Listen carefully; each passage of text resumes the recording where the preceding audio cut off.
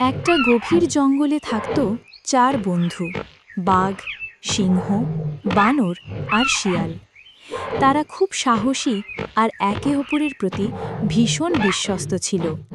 একদিন তারা ঠিক করল, বানর বলল, চলো এবার জঙ্গলের বাইরে সমুদ্রের মাঝে যাই, সেখান থেকে মাছ ধরব। সবাই রাজি হলো। তারা একটি নৌকো নিয়ে দূরে সমুদ্রের বুকে পৌঁছে গেল। আকাশ নীল, ঢেউ দুলছে, আর তাদের জালে ধরা পড়তে লাগলো রঙিন বড় বড় মাছ। মাছ পেয়ে তারা খুব খুশি হলো।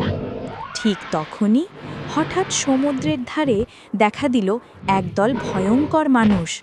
চেহারায় দাগ, চোখে আগুনের মতো দৃষ্টি। এরা আসলে ছিনতাইকারীর দল। তারা চিৎকার করে বলল, এই মাছগুলো আমাদের দিয়ে দাও, না হলে খারাপ হবে। চার বন্ধু ভয় পেল না। সিংহ গর্জে উঠল, আমরা আমাদের কষ্টের ফল কাউকে ছেড়ে দেব না। বাঘ তীক্ষ্ণ নখ বের করে দাঁড়ালো। বানর দ্রুত এক গাছের ডাল ভেঙে হাতে নিল লাঠির মতো। শিয়াল বুদ্ধি করে বলল, ওরা শক্তিশালী, কিন্তু আমরা একসাথে থাকলে হারাতে পারব। ছিনতাইকারীরা আক্রমণ করল। শুরু হলো লড়াই। বাঘ এক লাফে ঝাঁপিয়ে পড়ে একজনকে পানিতে ফেলে দিল।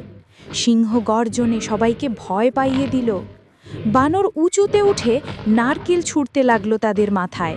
আর শিয়াল দৌড়ে গিয়ে জাল দিয়ে একজনকে বেঁধে ফেলল। তাদের সাহস আর ঐক্যের সামনে ছিনতাইকারীরা দাঁড়াতে পারল না।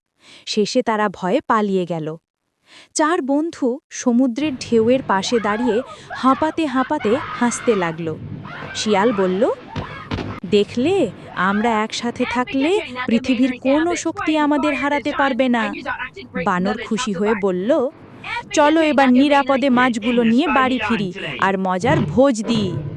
সেই দিন থেকে তারা শিখল, ঐক্য আর সাহস থাকলে সবচেয়ে ভয়ঙ্কর বিপদও জয় করা যায়।